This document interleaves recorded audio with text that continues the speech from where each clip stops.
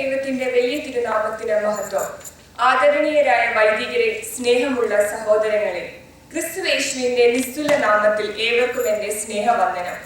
വിശുദ്ധ പത്രോസ് ശ്ലീഹായുടെ 2-ാം ലേഖനം 1-ാം അധ്യായം 4-ാം വാക്യമാണ് ഇന്നിന്റെ പ്രസംഗ വിഷയം. ലോകത്തിൽ മോഹത്താലുള്ള നാശം വിട്ടൊഴിഞ്ഞ് ദിവ്യ സ്വഭാവത്തിന് കൂട്ടവകാശികളായി തീരുവാൻ ക്രിസ്തീയ സമൂഹത്തോടുള്ള ശ്ലീഹായുടെ ആഹ്വാനമാണ് പ്രസ്തുത ഭാഗത്ത് രേഖപ്പെടുത്തിയിരിക്കുന്നത്. ആഴമില്ലാത്ത നൈമിഷികമായ ആത്മീയ അനുഭവങ്ങൾ തേടിപ്പോകുന്ന ഇന്നിന്റെ ലോകത്ത് ഈ വചനത്തിന്റെ പ്രസക്തി ഏറെയാണ്. 2-ാം നൂറ്റാണ്ടിൽ ജീവിച്ചിരുന്ന സെയിന്റ് ഐറേനിയോസിന്റെ വാക്കുകൾ ഇതിലേക്ക് വെളിച്ചം വീശുന്നു. Our Lord Jesus Christ, through his transcendent love, become what we are. He might be even bring us to what he is himself. ദിവ്യ സ്വഭാവത്തിന് കൂട്ടവകാശികളായി തീരുവാൻ ഒരു ആത്മീയ സാധകൻ കടന്നു പോകേണ്ട 2 തലങ്ങളുണ്ട്. അവയെപ്പറ്റി നമുക്കൊന്ന് ചിന്തിക്കാം. ഒന്നാമതായി ശുദ്ധീകരണം അല്ലെങ്കിൽ purification of body, mind and spirit. ശുദ്ധീകരണത്തിന്റെ ആദ്യ പടി അനുതാപമാണ്. അനുതാപം എന്നതുകൊണ്ട് പാപബോധം മാത്രമല്ല, മനസ്സ് പുതുക്കിയുള്ള ഒരു രൂപാന്തരമാണ് നാം പ്രാപിക്കേണ്ടത്. ഇതിനെ പിതാക്കന്മാർ വിശേഷിപ്പിക്കുന്നത് മെറ്റനോയിയ എന്ന പദം കൊണ്ടാണ്. ക്രിസ്തുവിൽ പുതിയ സൃഷ്ടിയാകുന്ന ഒരു വ്യക്തി തന്റെ ജീവിത നിലപാടുകളിൽ ചില മാറ്റങ്ങൾ കൈവരിക്കേണ്ടതുണ്ട്. ഇതിന് ഉത്തമ ഉദാഹരണമാണ് നമുക്ക് ബൈബിളിൽ കാണാൻ കഴിയുന്ന ചുങ്കക്കാരനായ സക്കായിയുടെ കഥ. രൂപാന്തരവും നിരന്തരമായ പ്രാർത്ഥനയും കൂദാശ അനുഭവങ്ങളും കൊണ്ട് ആത്മശരീര മനസ്സുകളുടെ ശുദ്ധീകരണത്താൽ പരിശുദ്ധാത്മ സുഹൃതങ്ങൾ കൊണ്ട് നാം നിറയുന്നു.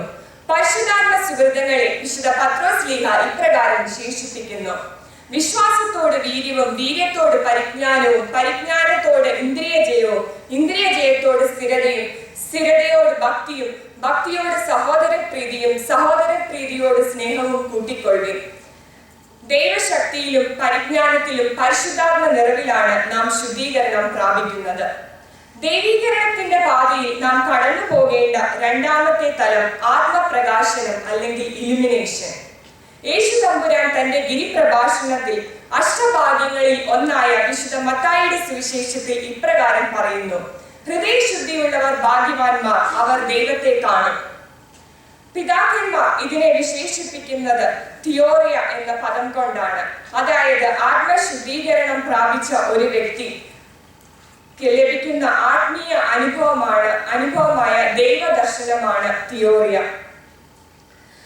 മരുഭൂമിയിലെ പിതാവായ ആബാ ജോസഫും പ്രാർത്ഥിക്കുമ്പോൾ തന്റെ 2 കൈകളും കൂപ്പി പ്രാർത്ഥിക്കുമ്പോൾ 10 വിരലുകളും ജ്വലിക്കുന്ന അഗ്നിജ്വാലങ്ങളായിരുന്നു എന്ന് അദ്ദേഹത്തിന്റെ ശിഷ്യനായ ആബാ ലോത്ത് സാക്ഷ്യപ്പെടുത്തുന്നു.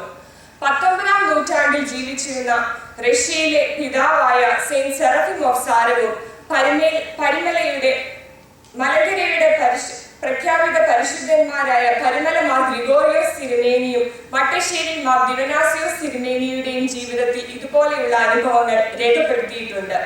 ഇപ്രകാരം ആത്മശുദ്ധീകരണവും ആത്മപ്രകാശനവും പ്രാപിക്കുന്ന ഒരു സാധകന് ലഭിക്കുന്ന ആത്മീയ വരദാനമാണ് ബീയിങ് പാർട്ടേക്കർ ഓഫ് ഡിവൈൻ നേച്ചർ അല്ലെങ്കിൽ തിയോസിസ്. അലക്സാണ്ട്രിയയിലെ പിതാവായ അത്തനേഷ്യസ് ഇതിനെ വിശേഷിപ്പിക്കുന്നത് becoming by grace but God is by nature. നാം ഇപ്പോൾ ചിന്തിച്ചത് ദിവ്യ സ്വഭാവത്തിന് കൂട്ടവകാശികളായി തീരുവാൻ ഒരു സാധകൻ കടന്നു പോകേണ്ട 2 തലങ്ങളെ പറ്റിയാണ്. ഒന്നാമതായി ശുദ്ധീകരണം അല്ലെങ്കിൽ പ്യൂരിഫിക്കേഷൻ, 2-ാമതായി ആത്മപ്രകാശനം അല്ലെങ്കിൽ ഇലുമിനേഷൻ. നാം എന്നും പങ്കെടുക്കുന്ന വിശുദ്ധ കുർബാനയുടെ അനുഭവം നമ്മെ ശുദ്ധീകരിച്ച് പ്രകാശനം നൽകി ഈ ദിവ്യ അനുഭവത്തിലേക്ക് നമ്മെ രൂപീകരിക്കുന്നു. വിശുദ്ധ യോഹന്നാന്റെ സുവിശേഷം 6-ാം അധ്യായം 56-ാം വാക്യം ഇപ്രകാരം പറയുന്നു: എന്റെ മാംസം ഭക്ഷിക്കുകയും എന്റെ രക്തം പാനം ചെയ്യുന്നവൻ എന്നിലും ഞാൻ അവനിലും വസിക്കുന്നു.